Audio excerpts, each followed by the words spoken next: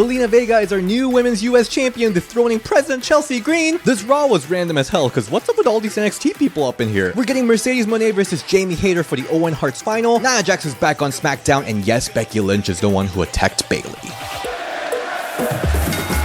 Welcome everyone to Ring the Bell. This is DS and this is your Women's Wrestling Weekly. I'll say the last one you will see in a while. I'll talk about why at the end of this video, but let's go into SmackDown because so much happened. Starting from SmackDown, we had the WWE Women's Champion Tiffany Stratton come out to celebrate her huge win at WrestleMania. I still can't believe that she defeated Charlotte Flair. Charlotte Flair! Anyway, it's really good to see Tiffany have her confidence back, and she says, just like there was only one Charlotte Flair, there's only one Tiffany Stratton.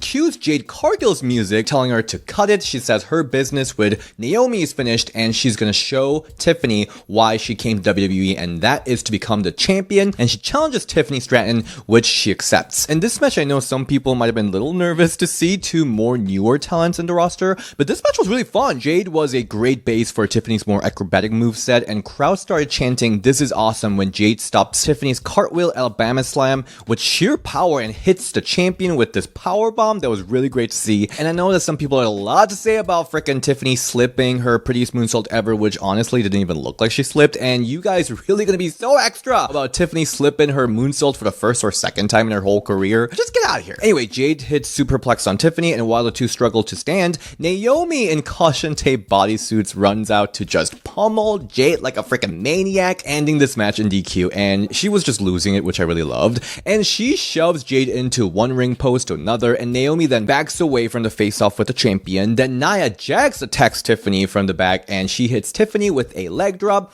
and Annihilator posing with the title. I'm really glad the Jade Naomi storyline will continue, as I think it still has tons left in the tank. I really need a stipulation match between them, and it's really good to see Nia finally back to get the proper rematch she deserves, because her rematch, if you remember on SmackDown months ago, ended in DQ, leading to this tag match with Trish Stratus. She definitely deserves a match with Tiffany, and this impromptu Jade and Tiffany match was really fresh and entertaining, so I'll say I'm satisfied. Then we got Zelina Vega versus Chelsea Green for the Women's US Championship, with Chelsea looking phenomenal in that bootylicious America's ass photo she posted with the title, "I see you, Chelsea." Anyway, this match follows two straight wins Zelina picked up from Chelsea in last two SmackDowns, so throughout this match, Secret Harvest continued to attack Zelina outside the ring, being so annoying, but Zelina fights back with this really cool avalanche German on Chelsea. Then the Secret Harvest again interrupts Zelina while she attempts 619 on Chelsea, which the referee sees and ejects them from the ringside. Chelsea uses this whole distraction to get Zelina, but Zelina hits the surprise code red on Chelsea to become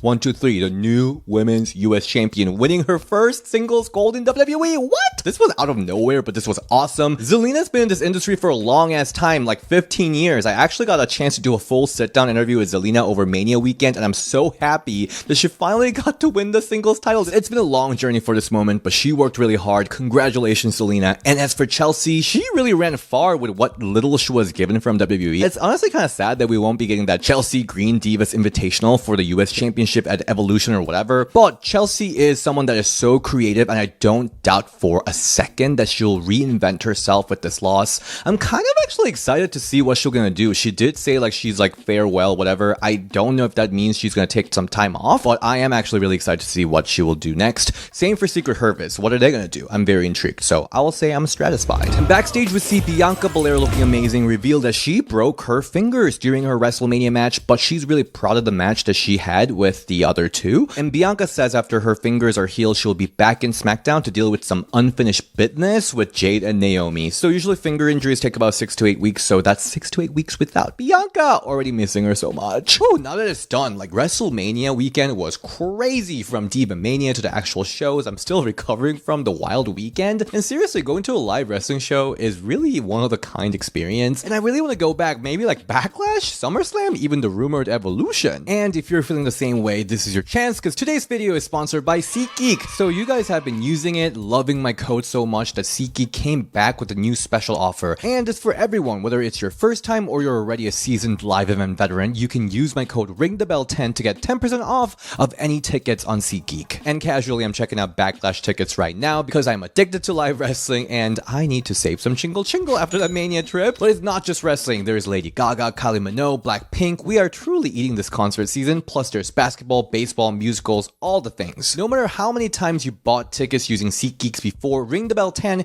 is going to get you the 10% off your next order. So take your phone out, open the SeatGeek app, and add code RINGTHEBELL10 to your account. And don't wait too long. This is a limited time thing. Do it now. I don't even know how to talk about this Raw because this Raw was random as hell. I didn't even write notes because I was just like confused watching it the whole time. So we first got Rhea Ripley versus Roxanne Perez, which I was like really excited about because that's two performers that I personally really love because they're amazing. This match was really good, but also at the same time I was a little confused because Roxanne was like heel dominating over Rhea, attacking the leg throughout this entire match, and I was just like, okay. But Roxanne is just so good, so I could say this is believable. And I completely forgot that they actually had a match back in NXT, like random match they had one time. But this Roxanne is so different. They elevated more vicious Roxanne. But whenever Rhea was like hitting big moves on Roxanne, I was like, Roxanne is dead here. But no, she comes back attacking Rhea's leg again. And then like later in the match, Julia comes out from NXT. I mean, she did come out last week's Raw, but she's again siding with Roxanne Perez, which I think is such a random pairing because they used to feud, right? So I don't know why they're like suddenly teaming together. And then eventually she interferes in this match, making this match no contest, and then Roxanne and Julia starts beating up on Rhea Ripley, and I'm just kind of like, what is going on? Like, is Rhea Ripley really this like sympathetic like babyface right now after being so heelish through this entire road to WrestleMania? So our champion Io comes out to save Rhea Ripley, and I gotta say that standoff between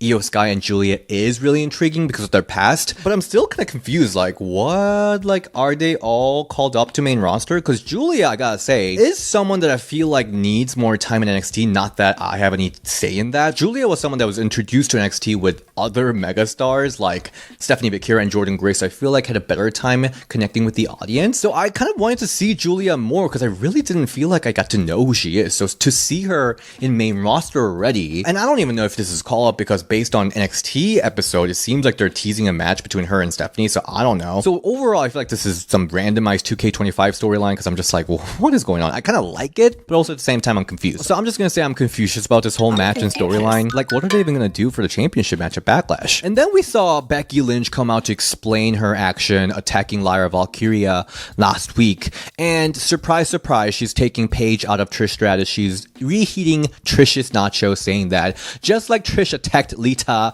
she attacked Bayley. I mean, she didn't say that, but basically that was the same storyline. One thing was funny because she was like, I'm not gonna do the whole murder mystery. She's not gonna do 3 months of like who attacked Bayley storyline, which is like definitely a shot at Jade Cargill storyline. And then she talks about how like Bayley deserves it because like Bayley used to attack Becky, and I'm just like, I'm sure she did, but I completely forgot about that. I feel like Bayley's target was more Bianca than Becky. And then Becky started coming for Lyra Valkyria, saying that like how could someone she made team with Bayley, who's her like arch nemesis, who she really isn't. And then Lyra Valkyria comes out, cuts promo, which I think was a better promo of her career, I gotta say. And you can honestly feel that Becky was really helping Lyra out here. Like she really loves Lyra. From the NXT time to now, Becky is really here for Lyra. And then Lyra said something interesting that was kind of like, really? So Lyra's like, I'm not the next Becky Lynch. I am Lyra Valkyria. We're really trying to position this as like this Charlotte Flair versus Tiffany Stratton match. And I'm just like, little confused because I never thought Lyra was like the next Becky Lynch. I never saw the comparison. I knew they've been booked together in storylines from NXT and everything, but I just never saw Lyra Valkyria as the next Becky Lynch. Did anyone else did? I mean, based on Twitter, I guess a lot of people thought so. The men and the bird lady? I honestly don't see it.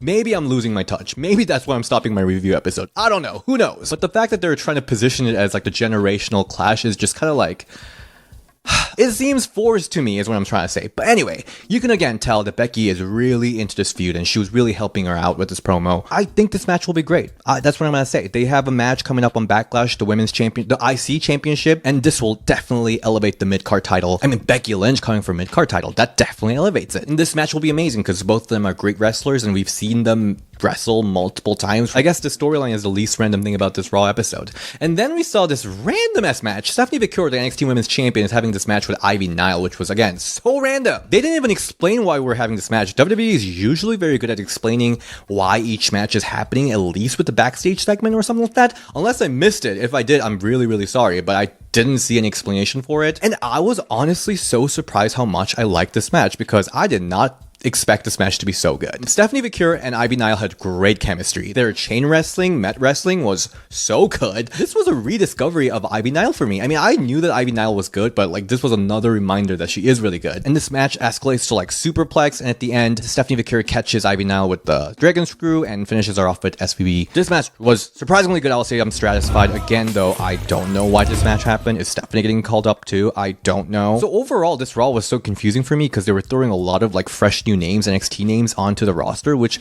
I don't hate. And WWE's strength is that they were usually very good at telling weekly storylines. So for me, this episode seems such like a bizarro world, like so random to me. Moving to NXT, we had the new tag team champion Liv Morgan and Raquel Rodriguez defending their titles against Gigi Dolan and Tatum Paxley. And I was so here for the Liv and Tatum content because they're very like similar vibes. Like I loved how Tatum out-freaked Liv by screaming at her. That was really fun moment. And the end of this match really escalated super fun. It got crazy with Gigi hitting Raquel with standing moonsault, then Tatum hitting her 450 for Liv to break up the pin, then double enziguri and double headbutt on Raquel, but Liv hits Tatum with the top rope codebreaker, breaking it, then Raquel hits Gigi with Tahana Bomb, smoothly followed by Liv's Oblivion for the pinfall win. It was chaotic as hell, but everything moved so smoothly. It was so amazing. Yeah, Liv and Raquel have been killing it with these tag matches recently. Honestly, like Mania one was probably my least favorite in recent memories because they've been really killing it everywhere. Like really good showings, and this was one of them. I'm very satisfied. And backstage, the champions Liv and Raquel taunt Zarya and the new North American champion Soul, teasing a match between them, which I know will be another banger because Zarya and Soul with Liv Morgan, Raquel, that'll be so good, but I'm like, Soul just won that title, so please have some singles feud, not another tag team feud. Like, this tag title does not need to be feuding with other champions, you know what I mean? Then this was an interesting situation. Thea Hale versus Fallon Henley. So Thea recently came back defeating Carmen a couple weeks ago, and then she participated in the North American Championship ladder match. This was a kind of a shocker to me because she quickly goes through the entire Fatal Influence in this match by herself, ducking JC's kick for her to hit Fallon instead. Then she headbutts JC to take her out.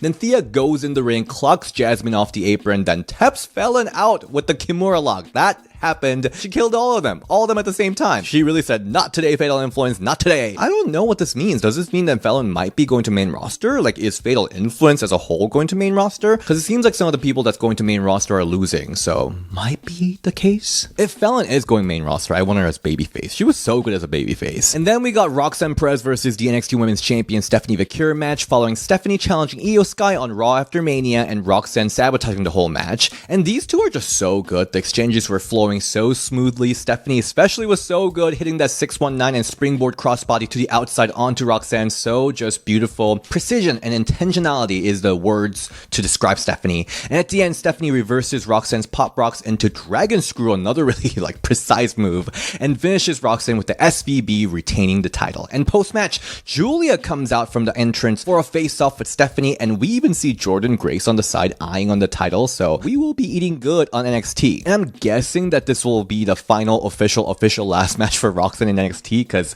this has to be, right? She is so incredible. She really ran the NXT women's division for a while, really elevating the division, and I cannot wait to see her on main roster. I'm so satisfied. Heading to AEW, on Dynamite, we had the main event, Jamie Hayter versus Kris Statlander for the women's Owen Hart Tournament semifinals match, and there's really not much to say about this match other than this was the clash of two badass women. It was amazing. Both absolute beasts in the ring, really hard-hitting match with tons of great reversals. You just gotta watch it. Like, I really can't even explain it. You just gotta watch it. Like, explaining it does not do the justice. This tournament is just turning out to be one for the books, especially with the Mercedes versus Athena match too. And at the end, Statlander hits 450, but Jamie kicks out, so she goes up again for another one, but Jamie stops Statlander and catches her mid-air with the Haterade, which was a good spot. And she drags Statlander down and hits another Haterade on Kris Statlander, going to the finals of Owen Hart Tournament match at Double or Nothing with Mercedes Moné. By the way, that Haterade at the end, Statlander ate that.